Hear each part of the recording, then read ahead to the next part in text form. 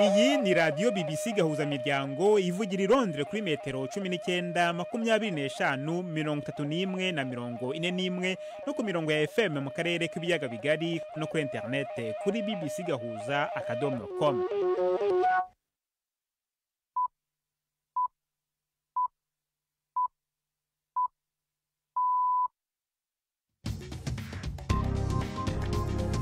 Ubu ni saa 10 n'igice ku isaha mpuzamahanga ya GMT, ni saa 12 n'igice ku isaha yo mu Rwanda no mu Burundi. Muri studio muri kumwe na Jacques Niyitegeka. Izi ni ingingo z'ingenzi zigize aya makuru. Abanyamerika batatu bari barakiriwe urwo gupfa muri Republika ya Demokarasi ya Kongo baraye bagabanyirijwe igihano gihinduka icyo gufungwa ubuzima bwose. Turanumva nuko byifashe mu murwa mukuru wa Sudan, Khartoum, nyuma y'aho ingabo za leta ziherutse kuwambura inyeshyamba bahanganye zo mutwe wa RSF. Tubafitiye n'ikiganiro cy'abagore. Muri mwese ikaze muri aya makuru yo kuri wa gatatu, turi ku itariki ya 2 z'ukwezi kwa 4.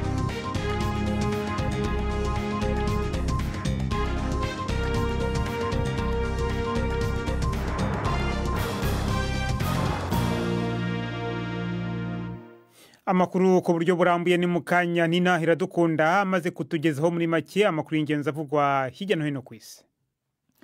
Umukuru wa banki nkuru y'Iburaya Christine Lagarde avuga ko amakori mashasha aremereye Donald Trump yitezwe gutangazwa muri iri joro azogira ingaruka mbi ku isi yose.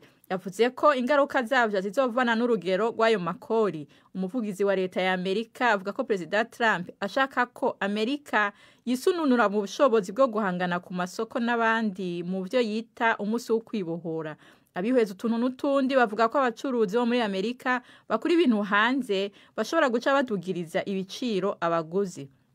Ryan Messenger afise ishirahamwe rigurisha amarido n'ibindi bifuka amadirisha muri Carolina yo mu buraruko. Ibintu byinshi vyiwe byose biva muri Mexique kandi arahangayitse. Inganda zacu zose ziri muri Mexico, zose ntizizimuka nk'uko abyifuza. Ubwo tuzemera kwakira 25%. Bizaba ngombwa ko twongera ibiciro byacuho 25%. Ejo bundi batwishyuje ku giciro kiyongeyeho 5%, kwari uko abatugemurira bari babifite bonyine. Rero ni ibintu bihoraho. Ejo twazamuye ibiciro kandi birashoboka ko n'uyu munsi twakongera kubizamura. Nta kindi gihe twigeze tugira izamuka ry'ibiciro nk'iri. Akagwi ka gisirikare kari ku butegetsi muri Myanmar katangaje ko gahagaritse intambara mu kiringo c'indwi 3 kugira ngo hibandwe ku gusana ivyononywe na Nyamugigima yateje akaga mu ndwi iheze. Ibi bisa no kwihindukiza. Umukuru w'ubuyobozi bwa gisirikare Min Aung Hlaing kuwa kabiri yari yavuze ko azobandanya gutegeka ko hagabwa ibitero ku migwi y'abagwanyi, naho imwe muri iyo migwi yari yamaze gutangaza ko yagaritse intambara. Abarongozi b'ingabo za Myanmar baranenzwe n'amakungu kubera kubandanya kugwana n'abatavuga rumwe nayo naho habaye Nyamugigima.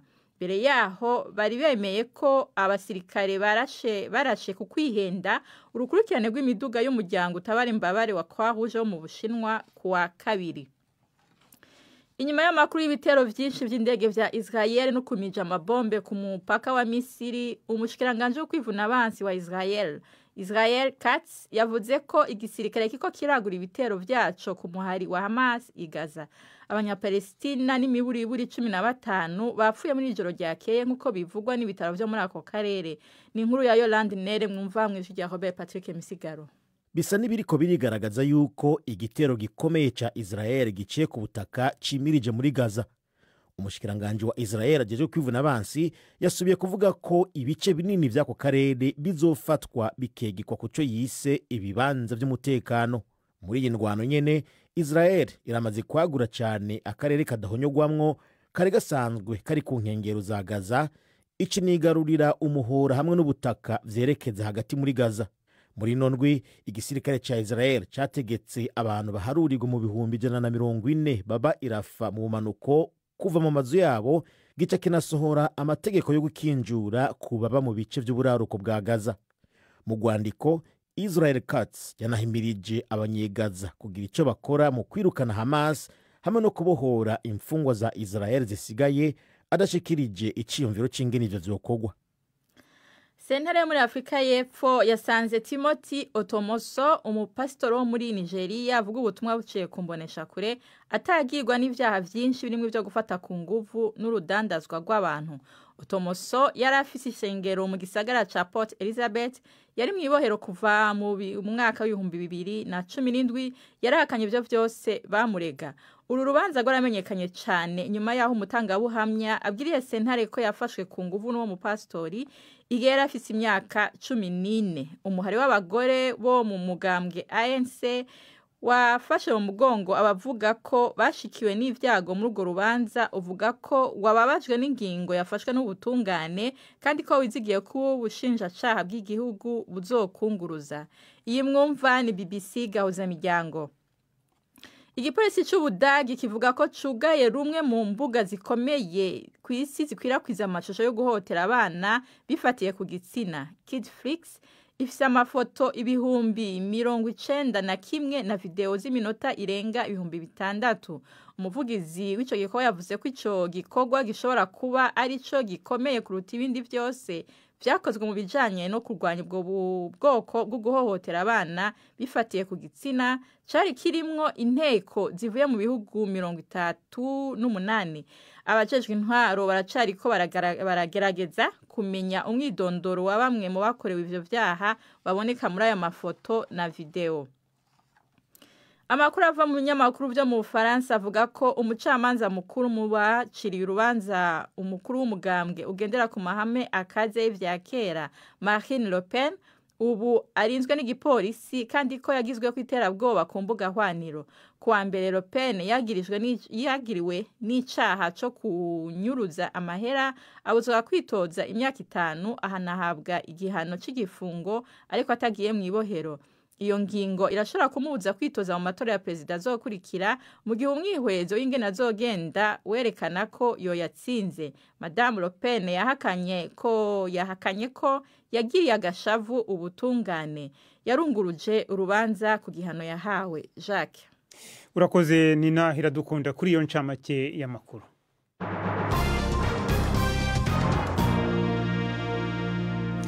Amakuru ku buryo burambuye katuyahereye muri Republika ya Demokarasi ya Kongo. Abanyamerika 3 bari baraciriwe urwo gupfa muri ico gihugu baraye batezuriwe igihano gihinduka ico gufungwa ubuzima bwose. Bari barakatiwe ico gihano mu kwezi kw'icenda mu mwaka uheze ku ruhara bagize mu mugwi wabagerageje gutembagaza ubutegetsi muri ico gihugu. Gutezurirwa kwabo banyamerika guhuriranye nuko hari intumwa ya President Donald Trump buca igendera ico gihugu ca Republika ya Demokarasi ya Kongo kirangwa mu amabuye y'agaciro menshi ariko kandi cyugarijwe n'intambara. Ni inkuru ya Prime ndi ku Magenge i Nairobi. Itegeko bwirizwa rya President Felix Tshisekedi ridohorera abo banyamerika 3 ryasomwe mu makuru yo kuri televiziyo y'igihugu mu ijoro ryo kuri uyu wa kabiri. Rivuga yuko abo bantu ari Marcel Malanga Malu, Tyler Thompson na Zalman Polun Benjamin Ruben. Bari mu bantu 37 bari baciriwe urwo gupfa mu kwezi kw'icenda na sentare ya gisirikare inyuma yo kwagirwa no kugerageza gutembagaza ubutegetsi mu kwezi kwa 5. Mu bandi banyamahanga harimwo umwongereza, umubirigi n'umunyakanada. Abo bagabo bagiriwe kugaba igitero ku itariki ya 19 ukwezi kwa 5 mu mwaka uheze ku ngoro y'umukuru w'igihugu no ku rugo rwa Vital Kamerhe. Ico gihe yari mu nzira yo kuba umukuru w'inama nshingamateka, amabanga arimwo ubu. Uko gutezurira abanyamerika bihuriranye n'ukwejo kuwa 4 aho bukera bitegekanijwe yuko umujenama mukuru wa President Donald Trump kuri Afrika azogira urugendo muri Republika ya Demokarasi ya Kongo. Masad Boulos asanzwe ari sebukwe w'umukobwa wa Trump Tiffany ku murwa mukuru wa Kongo Kinshasa ntihazotangurira urugendo ruzomushikana mu Rwanda no muri Uganda. Mu mezi arenga 2 amaze agarutse ku butegetsi, President Donald Trump ntacaravugira ku mugaragaro ku ntambara iri mu buseruko bwa Republika ya Demokarasi ya Kongo. Ariko leta y'ico gihugu iri kwirarondera yuko Amerika yoshora imitahe mu butare nkenerwa cyane mu buhinga bwa none bwiraye muri ico gice nyene iyo ntambara iri kwiraberamwo. Prime ndi ku Magenge, BBC Gahuza Miryango, Nairobi. Tujye muri Sudan aho igisirikare cy'icyo gihugu giherutse kwigarurira Khartoum nyuma y'ibyumweru byinshi by'imirwano ikaze muri uwo mujyi. Inyeshyamba bahanganye zo mu mutwe wa RSF zafashe uyu murwa mukuru wa Sudan mu minsi ya mbere y'intambara hagati y'abanyagihugu yatewe no kurwanira ubutegetsi hagati y'ingabo za leta n'uwo mutwe witwara gisirikare wa RSF. ONU ivuga ko abantu barenga miliyoni 6.9 bahunze Khartoum kuva intambara yatangira. Benshi mu bagumyeyo bishimiye ko inyeshyamba zitakiwugenzura. Umunyamakuru wa BBC Barbara Asha yigereye n'itsinda rye muri uwo mujyi nyuma y'uko ibyo biba maze adutegurira inkuru ikurikira mugezwaho na Nina Iradukunda.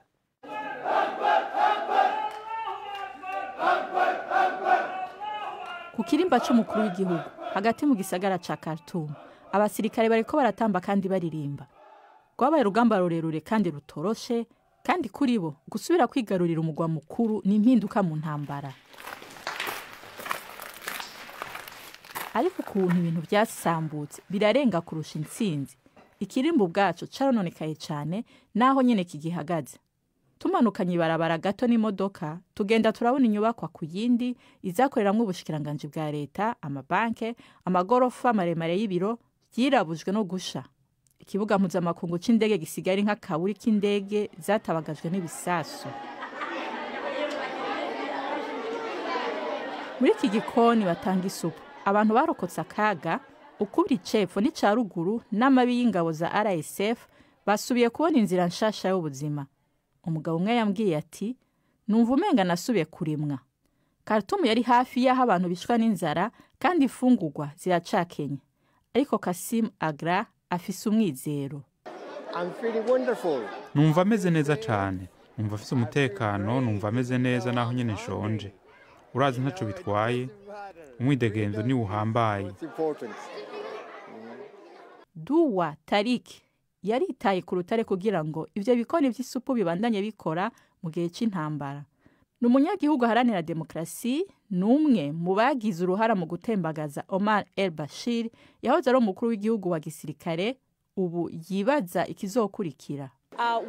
Bizogenda gute ku mwidegemvyo n'uburenganzira bwose twaronse mu myaka 5 twamaze tugwanira impinduka? Amashirahamwe adaharanira inyungu za politika azomera gute? Societe civile izosubira kumera gute? Abagwanira umwidegemvyo sinzi neza ivya kazoza kacu ubu. Nta numwe azi neza kazoza ka Sudan. Intambara ntirahera. Ariko muri iki gihe ku bantu bamwe bamwe i Khartoum bumva nk'aho intambara yaheze. Inkuru ya Barbara Asha itiyeje ku isaha ya saa 12:42 ku masaha yo mu Rwanda no mu Burundi.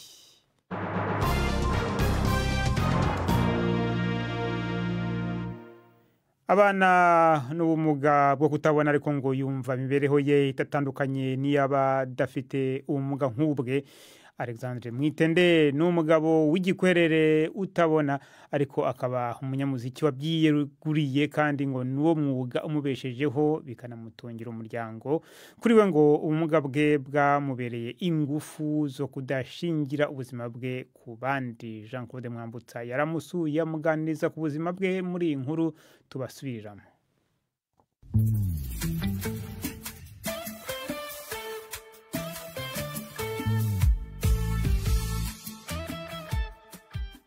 Alexandre Mwitende umugabo urangwa n'urwenya rwinshi, akabyiniriro yitwa mu muziki yahisemo Lenko Alexandre. Uyu mugabo w'imyaka 47 avuga ko yakunze umuziki akiri muto ndetse ko yanawize mu ishuri ry'ababana ubumuga rya Gatagara. Uretse gucuranga, Mwitende avuga ko anigisha gucuranga gitari ndetse na piano. Acuranga gitari ye ntiwamenya bikoroheye ko afite ubumuga bwo kutabona.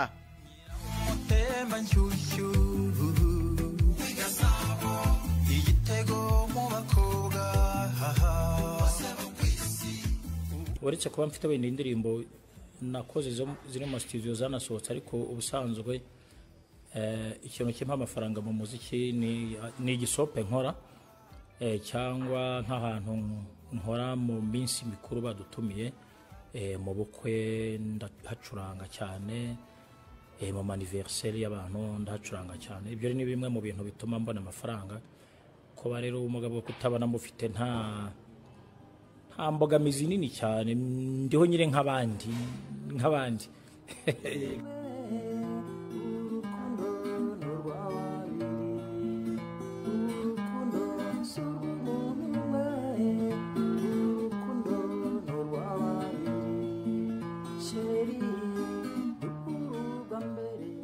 Alexandre Mwitende umaze igihe kinini mu muziki avuga ko uyu ari wo wamufashije kwakira ubuzima. Kuri ubu ni umubyeyi w'abana babiri, bombi barangije amashuri yisumbuye kubera umuziki we. Umuziki naguye ngo ni byose, njyewe niko kazi kanjye, niwe unyambika, niwe watwaye abana ku ishuri, mfite abana bakuru barangije segonderi. Muri make umuziki niwe ukora buri kimwe. Ni umuziki rero cyane rwose, n'inzu nubatse n'umuziki wayubatse.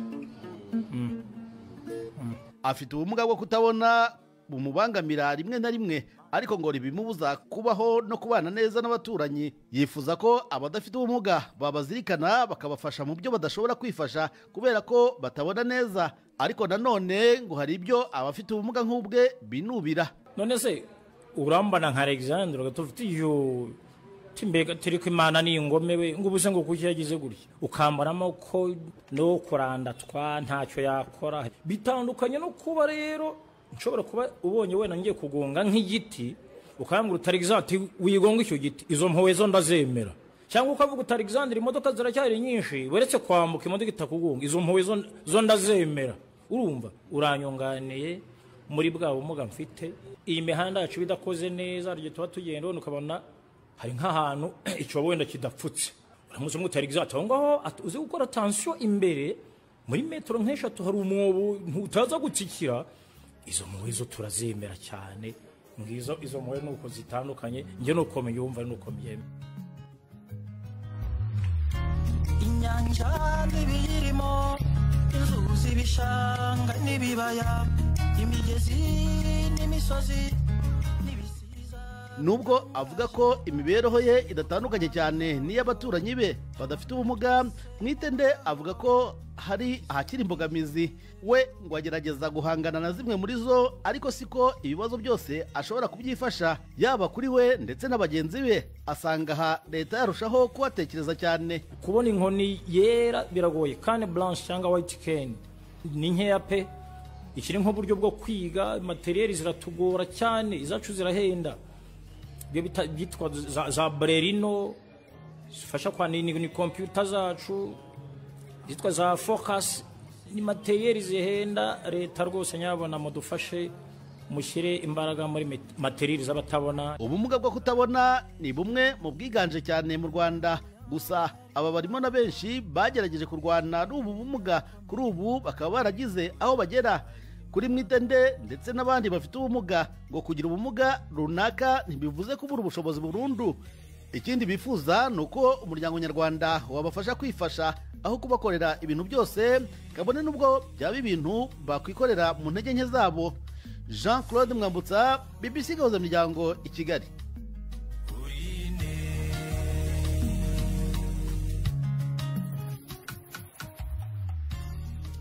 Noneho tubumvishe icyo tubahishiye mu runana rw'ejo.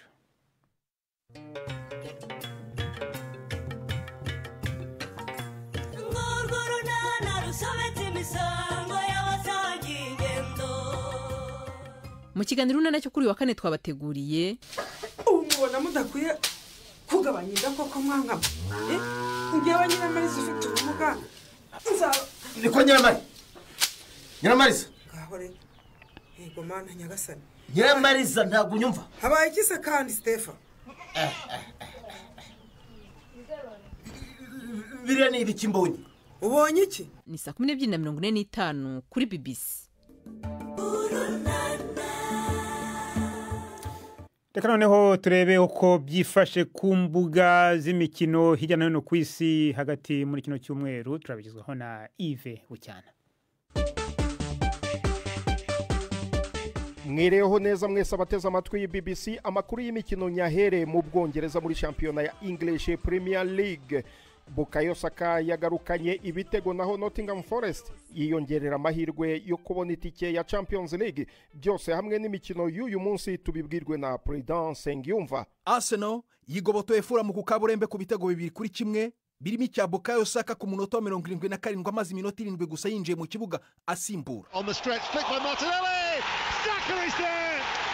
Bukayo Saka is back with Saka amaze iminsi irenga 100 ari mu mvune ikomeye yamuteye no kubagwa ku kuguru, ariko kuba yagarutse azanye amashagaga y'ibitego ni inkuru nziza ku mutoza Mikel Arteta. Cyakora byabaye nko guhungira ubwaye mu kigunda, kuko Saka yasimbuwe na myugariro Gabriel Magalhaes mu cyumba cy'imvune washoboye gukina iminota 16 gusa igice cya mbere. Byahumiye ku mirari kandi nyuma yuko na Julian Timber ananirwa kurangiza umukino asimburwa acumbagira. Ibintu bihangayikishije umutoza Mikel cyane cyane ku mvune ya Gabriel.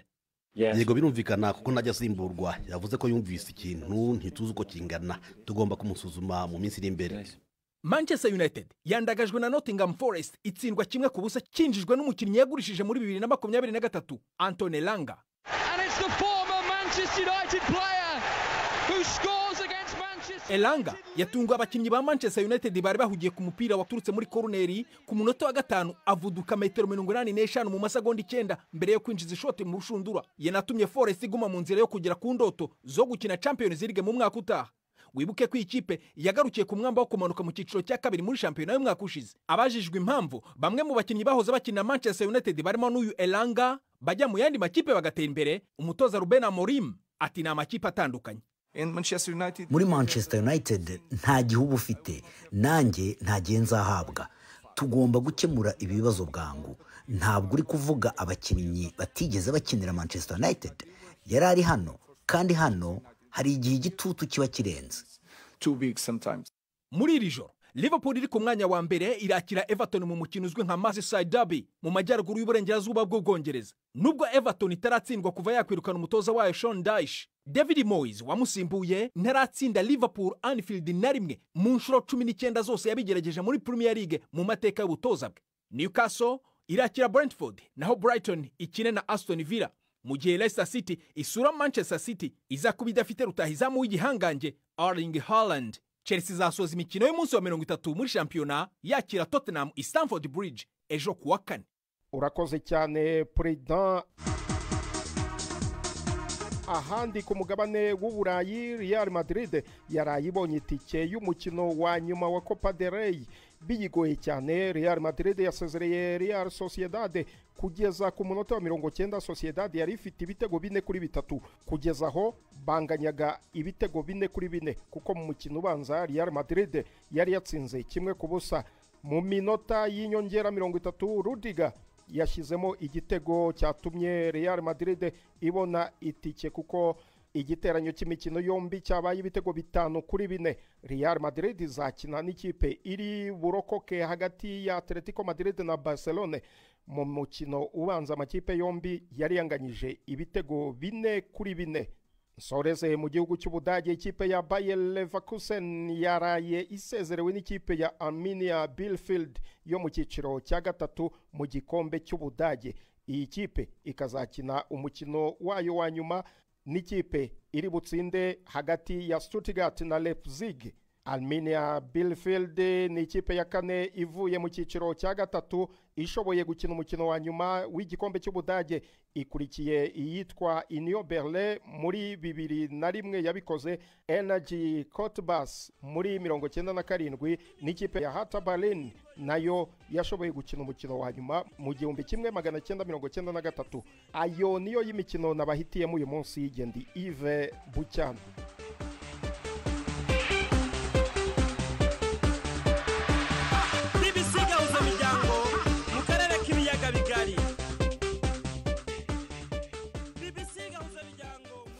Urakoze Yves Bucyana ndetse na Prudence Ngyumva kuyora ayo makuru y'imikino mwatugezagaho. Reka dukomereze mu kiganiro cy'abagore uyu munsi mugezwaho na Siriake Muhawe, nayo ni ikiganiro tubasubiriramo.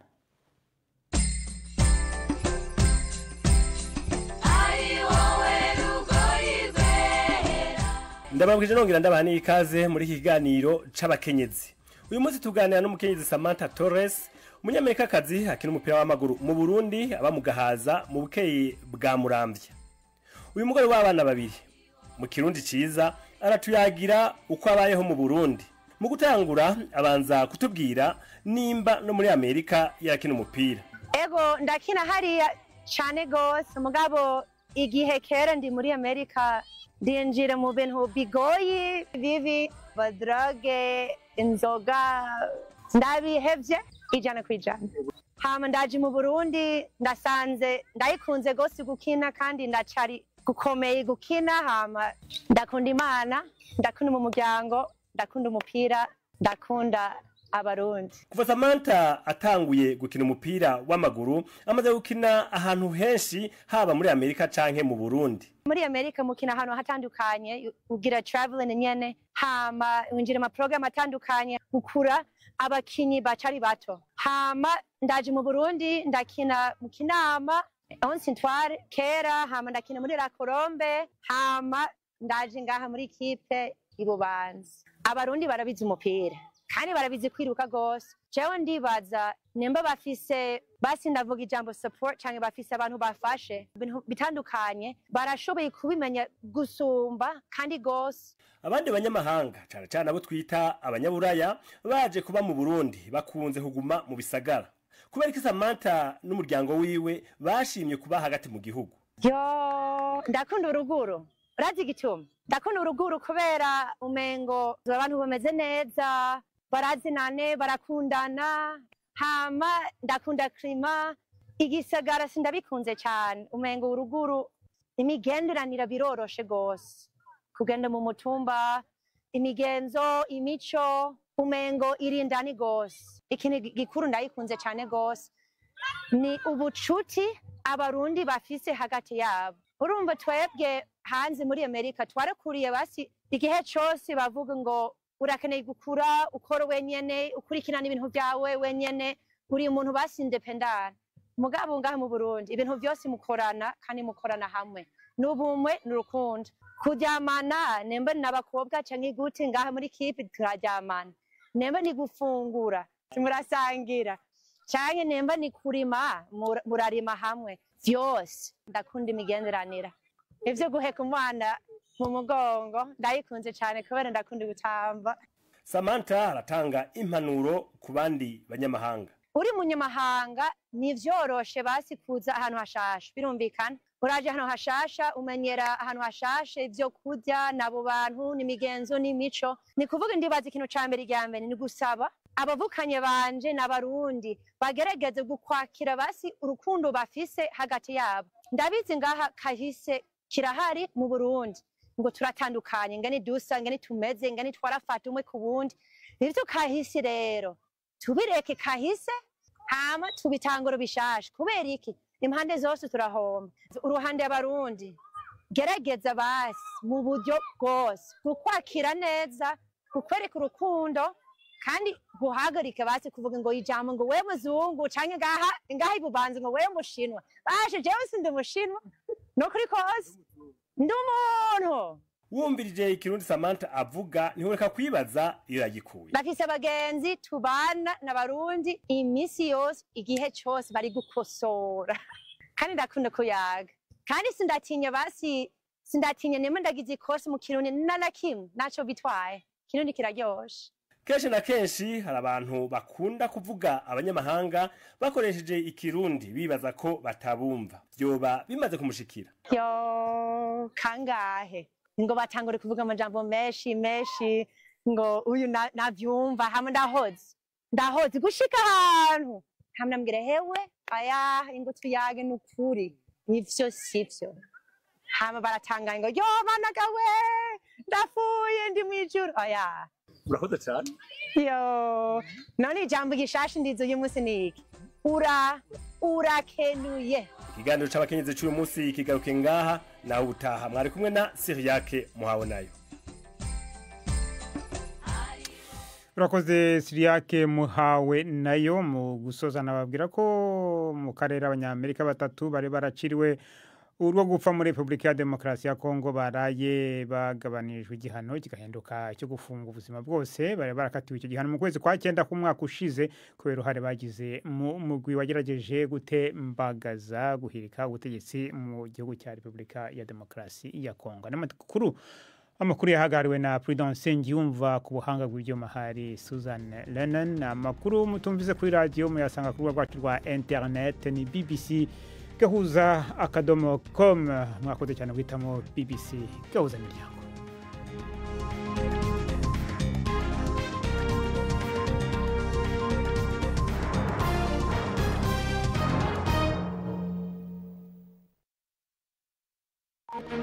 Thank you.